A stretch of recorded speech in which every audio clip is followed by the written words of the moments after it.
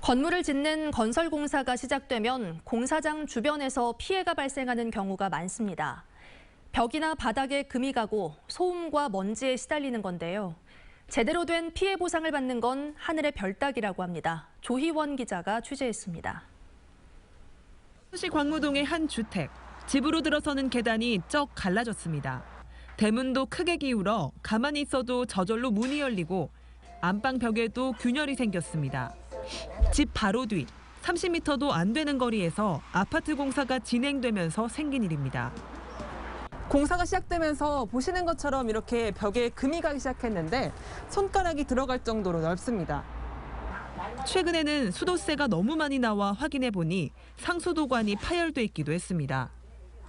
150톤 나왔거든요. 가정집에서 가지고 너무 심해가지고 너무 많이 나와가지고 저희도 상수도 가가지고 확인도 했고 이제 장비들 댕기면서 이제 집이 흔들리면서 이제 상수도 그쪽 호수가 이제 파열이 돼 있고. 이 같은 피해를 겪은 건 이 집만이 아닙니다. 마을 곳곳에서는 기울고 깨어져 나간 담벼락이나 바닥을 쉽게 찾아볼 수 있습니다. 주민들은 공사를 할 때는 무서워서 집 안에 있을 수가 없다고 합니다. 노인네들이 놀래갖고 티나다니까 밖으로. 너무 흔들리니까. 농이 넘어올 정도로 흔들려갖고 이 노인들이 티나는 거예요. 거실에 앉아있으면 소파에 앉아있으면 몸이 흔들릴 정도로 막 그럴 때도 있었어요. 게다가 공사 초기에는 펜스나 안전망도 없이 마구 흙과 돌을 파낸 탓에 지난 여름 집중호우 때 토사물이 온통 집 안으로 밀려 들어와 애를 먹은 집들도 있습니다. 시공사를 찾아가 항의해도 달라지는 건 없다 보니 결국 견디지 못한 두 집은 이사를 갔습니다. 여수시 미평동의 또 다른 아파트 공사장. 이곳 주민들은 공사 소음에 시달리고 있습니다. 한 주민이 직접 소음을 측정해 보니 규제 기준인 65데시벨을 훌쩍 넘길 때도 많습니다.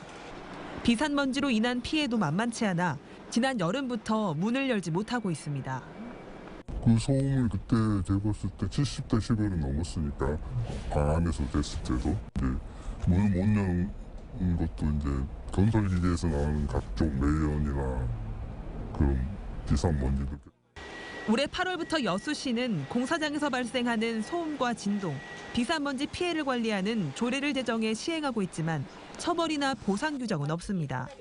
결국 시행사 측이 제시한 합의안에 만족할 수 없다면 피해를 입은 주민은 직접 중앙환경분쟁조정위원회에 제소하는 복잡한 절차를 거쳐야만 합니다. 그때마다 이제 막 시청을 얻으러 우리가 쫓아다니고 이런 소양이요. 원한 적도 없는 공사로 인해 수개월 동안 피해에 시달리고 보상조차 받지 못하는 주민들을 위한 대책이 시급한 상황입니다. MBC 뉴스 조희원입니다.